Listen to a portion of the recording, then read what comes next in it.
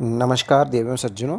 आज हम बहुत ही महत्वपूर्ण विषय पर बात कर रहे हैं जिसका नाम है कंकर बोइए स्वस्थ रहिए। सुनने में बहुत अजीब लग रहा होगा आपको, लेकिन आप सही सुन रहे हैं।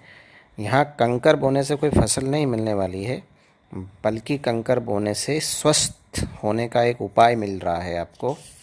अब वो क्या उपाय है, किस तरह से हम कंकर के बोने से स्वस्थ कैसे हो सकते हैं, आप सोच रहे होंगे कि ये कैसी बात है। लेकिन जी हाँ, बिल्कुल आप सही सुन रहे हैं। तो ये हमारा एकदम स्वदेशी और बिना पैसे का एक आसान अहिंसक उपाय है जिसमें किसी प्रकार की कोई हिंसा नहीं होती है। कंकर बोने का सिर्फ इतना सा अर्थ है कि हमें कंकर ज़मीन पर लगाने हैं। किस लिए लगाने हैं, आगे हम देख रहे हैं इस बात को।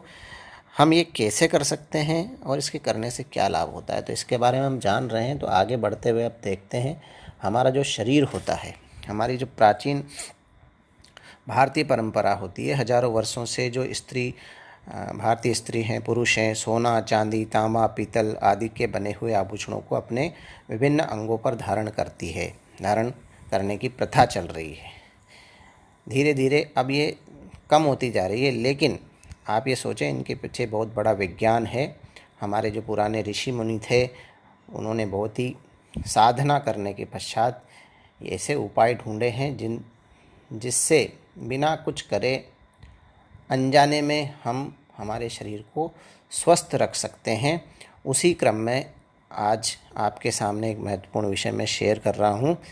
हमारा जो शरीर है, लंबाई में उसके ऊपर 10 भाग होते हैं। आप देख पा रहे हैं सामने इस चित्र के माध्यम से नर्व सेंडिंग पॉइंट्स आपके होते हैं, मैंने दिखा रखे हैं। हमारे सिर पर होते हैं, हमारी हथेलियों पर होते हैं, हमारे दोनों हथेलियों के जो हथेली जो सिरे हैं वहाँ होते हैं, दोनों पाँव के पख्तलियों में होते हैं, और हमारे यहाँ पर जो कंधे से थोड़ा नीचे पॉइंट है वहाँ पर होते हैं।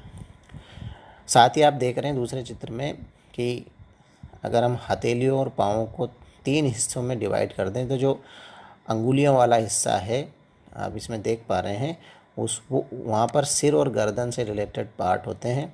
उसके पश्चात बीच का हिस्सा हमारा चेस्ट वाला होता है, और फिर उसके नीचे का हिस्सा हमारा, मतलब 3 हिस्से हम कर सकते हैं। उसके पेट और टांगों का सबसे निचला वाला भाग जो एड़ी वाला भाग होता है। इसी प्रकार हाथों की हथेलियों में भी यही पॉइंट होते हैं। एक दूसरे चित्र के माध्यम से अभी आप देख पा रहे हैं कि शरीर के विभिन्न अंग आप देख पा रहे हैं। यहाँ शक्ति के जो केंद्र हैं, इनको कहते हैं नर्व सेंडिंग पॉइंट। पूरे शरीर के विभिन्न अंगों का जो हमारे अंतिम जो हमारे बिंदु होते हैं, प्रतिबिंब जिनको हम कह सकते हैं, नर्व सेंडिंग पॉइंट जो होती, वो दोनों हाथों और हथेलियों और दोनों पाँव की जो पगतलियाँ जिनको हम कहते हैं उसके ऊपर होते हैं। आप जानते हैं हमारे शरीर में लगभग 72,864 नस नाड़ियाँ होती है, और उनके केंद्र बिंदु को हमारे ऋषि मुनियों ने खोज निकाला, और इन बिंदुओं पर लगातार दबाव पड़ता रहे ताकि कोई निक्षेप वहाँ जमा नहीं हो जाए। इसके लिए उन्होंने अनेक प्रकार के आभूषणों का आविष्कार किया, जैसे कान को छिदवाना, जनेऊ लपेटना, हाथ में कंगन चूड़ी, और हमारे बाजू पर बंद बांधना, बालियाँ पहनना, पाँव में पायल पहनना, बिछिया पहनना, गले में हार, कंठी, तुलसी माला, सिंदूर लगाना, बिंदी लगाना, सिर में चोटी, कमर में कमरबंद, अंगुलियों में अंगूठी आदि, ये सभी इसी एक्यूप्रेशर प्रणाली के विभिन्न आपकी क्रियाएं हैं जिनके माध्यम से हम स्वस्थ रह सकते हैं। तो इसी क्रम में एक आसान उपाय जो है कंकर बोइए स्वस्थ रहिए, आपके सामने मैं बता रहा हूँ। आप देख पा रहे हैं विभिन्न अंगों के प्रतिबिंब पॉइंट आपके होते हैं। अब हमें क्या करना है स्वस्थ रहने के लिए, बहुत आसान उपाय है।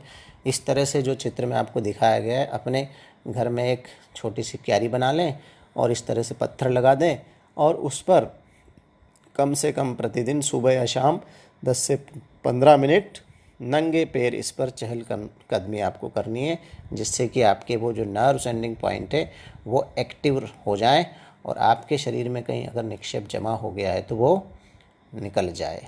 तो ये बहुत ही आसान उपाय है, अहिंसक उपाय है, इसको आप ज़रूर करें और दूसरों को भी खुद लाभ लें और दूसरों को भी लाभ पहुंचाने का प्रयास करें।